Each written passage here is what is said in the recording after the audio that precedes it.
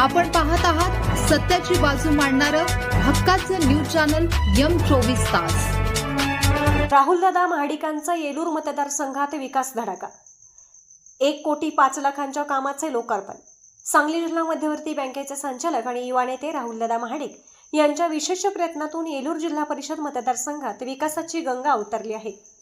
मतदारसंघातील विविध गावांसाठी मंजूर झालेल्या तब्बल 1,50,00,000 रुपयांच्या विकास कामांचे भूमिपूजन व लोकार्पण व्यंकटेश्वरा शिक्षण संस्थेच्या संचालिका सौ हर्षदावहिनी महाडिक यांच्या शुभ हस्ते उत्साहात संपन्न झाले। या निधीतून कुंडलवाडी, कणेगाव, तांदुळवाडी, भडकंबे, कोरेगाव, फारणेवाडी आणि बहादूरवाडी या गावांचा चेहरा-मोहरा बदलणार आहे।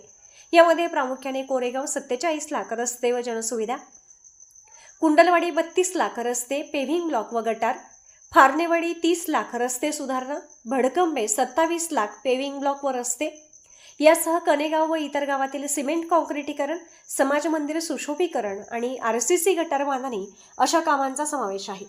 ग्रामीण भागातील पायाभूत सुविधा सक्षम करणे हेच आमचे उद्दिष्ट आहे, अशा भावना यावेळी व्यक्त करण्यात आल्या। कार्यक्रमाला महिलांची उपस्थिती लक्षणीय होती। यावेळी मतदारसंघातील सरपंच, उपसरपंच, विविध संस्थांचे पदाधिकारी आणि ग्रामस्थ मोठ्या संख्येने उपस्थित होते। या विकास कामांमुळे ग्रामस्थांनी राहुलदादा महाडिक यांच्या कार्यतत्परतेबद्दल समाधान व्यक्त केले आहे। कार्यक्रमाचे नियोजन माजी जिल्हा परिषद सदस्य निजाम मुलानी, विजय काका पाटील, राहुल कदम व अभिजित जाधव यांनी केले।